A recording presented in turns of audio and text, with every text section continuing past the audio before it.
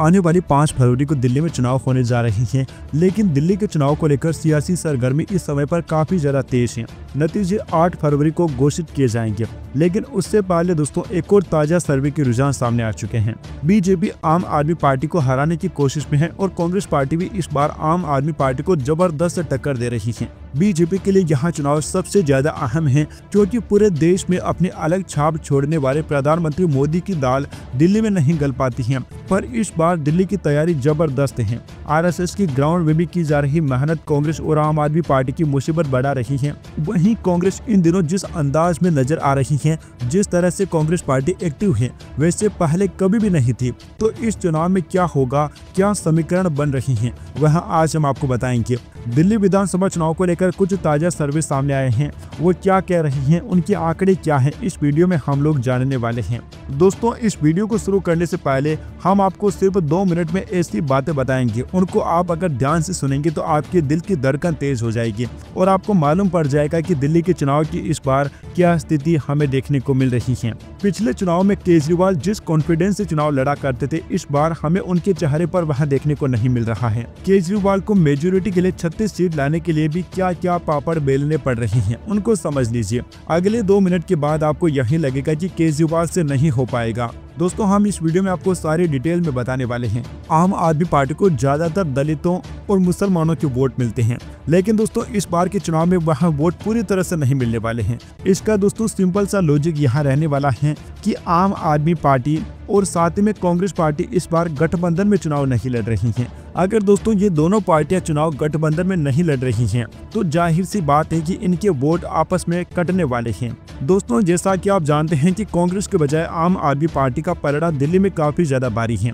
लेकिन कई बार हम ये चीजें देखते हैं कि कोई प्रत्याशी 5000 वोटों से हार जाता है, कोई प्रत्याशी 1000 से भी कम वोटों से हार जाता है। तो अगर आम आदमी पार्टी के कोई भी प्रत्याशी इस प्रकार की हारते हैं, तो उसकी जिम्मेदार सिर्फ और सिर्फ कांग्रेस पार्टी होगी। अगर दोनों पार्टियां गठबंधन में चुनाव लड़ते हैं तो ऐसी नौबत नहीं आती है, लेकिन आम आदमी पार्टी और कांग्रेस पार्टी में इस बार गठबंधन नहीं हो पाया। हरियाणा चुनाव में दोस्तों हम लोगों ने इस बात पर गौर किया था कि हरियाणा में 15 ऐसी सीटें थी जो कि कांग्रेस पार्टी आम आदमी पार्टी की वजह से हार गई थी। कांग्रेस के जो वोट आम आदमी पार्टी को ट्रांसफर हुए थे, उसकी वजह से कांग्रेस पार्टी को 15 सीटें गंवानी पड़ गई थी और सीधा फायदा इसको भारतीय जनता पार्टी को मिल गया था। अब ऐसा ही हमें दिल्ली के विधानसभा चुनाव में भी देखने को मिल रहा है।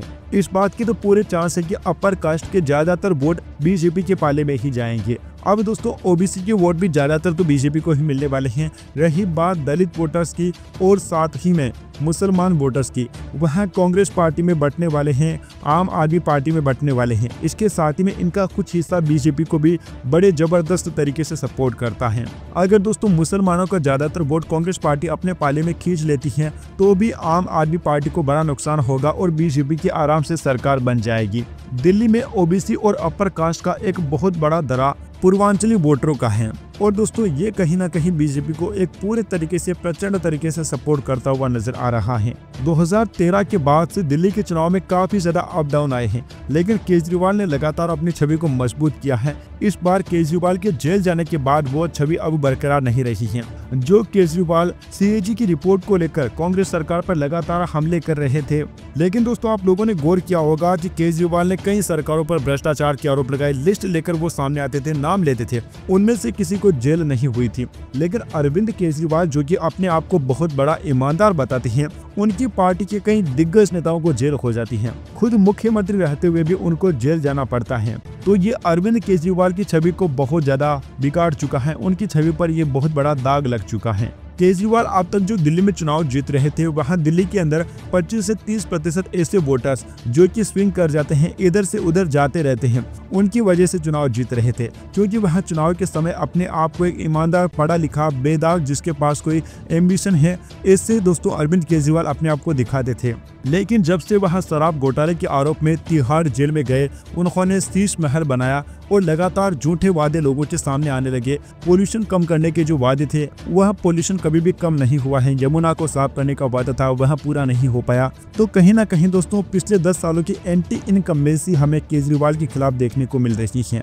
अभी चलिए दोस्तों हम लोग आंकड़ों के हिसाब से बात करते हैं कि दिल्ली में किस पार्टी को कितनी सीटों पर जीत मिल सकती है, किसका पलड़ा हमें दिल्ली में भारी दिखाई दे रहा है। सबसे पहले दोस्तों अगर हम बात करते हैं दक्षिण पूर्वी दिल्ली के बारे में, तो दोस्तों जो रुझान सामने आ रही हैं, जो आंकड़े ओपिनियन पोल के सर्वे में सामने आ रही हैं, उसके मुताबिक दक्षिण पूर्वी दिल्ली के 7 में से 4 सीटों पर बीजेपी को जीत मिल सकती है। यहाँ बीजेपी का पलड़ा काफी भारी दिखाई दे रहा है, जबकि 2 सीटें आम आदमी पार्टी को मिल सकती हैं और कांग्रेस पार्टी के खाते में 1 सीट जा सकती है। इसी प्रकार से पश्चिम दिल्ली में हमें जबरदस्त टक्कर देखने को मिल रही है। यहाँ पर कुल विधानसभा की 8 सीटें हैं, जिनमें से बीजेपी को जहाँ 4 सीटें मिल सकती हैं तो 4 ही सीटें आम आदमी पार्टी को मिलते नजर आ रही हैं, जबकि कांग्रेस पार्टी का खाता भी खुलता नहीं दिखाई दे रहा है। इसी प्रकार से दोस्तों अगर हम उत्तर पूर्वी दिल्ली के बारे में चर्चा करते हैं तो सर्वे के मुताबिक यहाँ की 8 में से 3 सीटें जहाँ बीजेपी को मिल सकती हैं तो आम आदमी पार्टी के खाते में 4 सीटें जा सकती हैं और कांग्रेस पार्टी 1 सीट पर अपना खाता खोलते नजर आ रही है।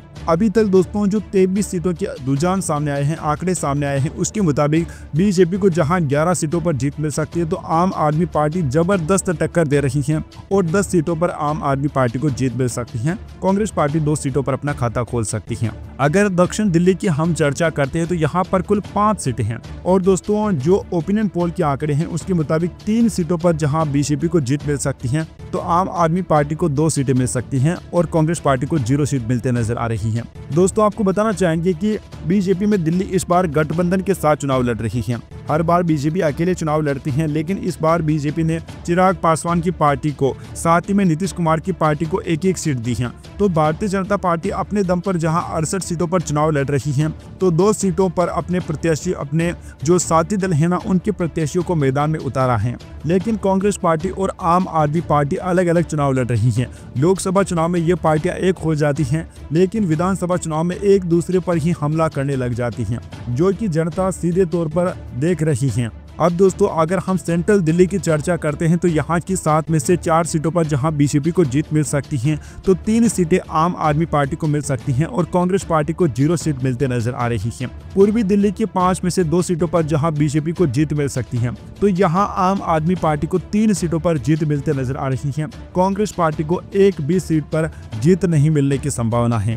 अभी तक जिन 40 सीटों के बारे में हम बात कर रही हैं उनके मुताबिक बीजेपी को 20 सीटों पर जीत मिल सकती हैं, जबकि आम आदमी पार्टी को 18 सीटें मिल सकती हैं और कांग्रेस के खाते में 2 सीटें जा सकती हैं। अब दोस्तों अगर हम बात करते हैं उत्तर पश्चिम दिल्ली के बारे में तो यहाँ हमें आम आदमी पार्टी का पलड़ा भारी दिखाया जा रहा है और 3 सीटें जहाँ बीजेपी को मिल सकती हैं तो आम आदमी पार्टी को 4 सीटों पर जीत मिल सकती है। कांग्रेस पार्टी खाता भी खोलते नजर नहीं आ रही है। उत्तरी दिल्ली की बात करें तो यहाँ के 8 में से 4 सीटों पर बीजेपी और आम आदमी पार्टी को जीत मिल सकती है। यहाँ हमें टक्कर देखने को मिल रही है। चलिए दोस्तों आगे बढ़ते हैं और बात कर लेते हैं दक्षिण पश्चिम दिल्ली के बारे में। अगर दोस्तों हम यहाँ की 8 सीटों के बारे में चर्चा करते हैं तो बीजेपी 8 में से 5 सीटों पर कब्जा जमाते नजर आ रही है, जबकि 3 सीटें आम आदमी पार्टी के खाते में जा सकती हैं और कांग्रेस पार्टी का खाता भी खुलता नजर नहीं आ रहा है।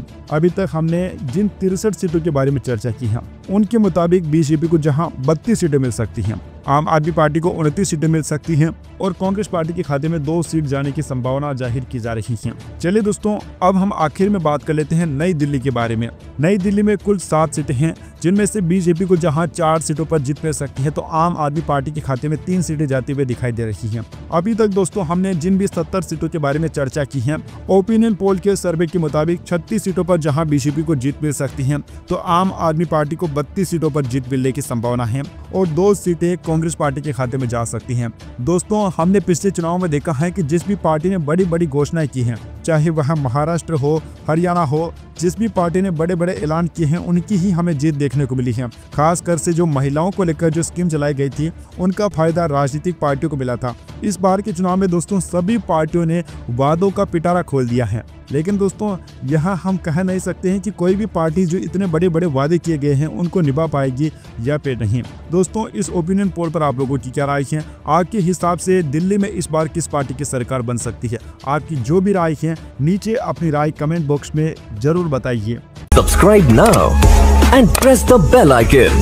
Never miss an update.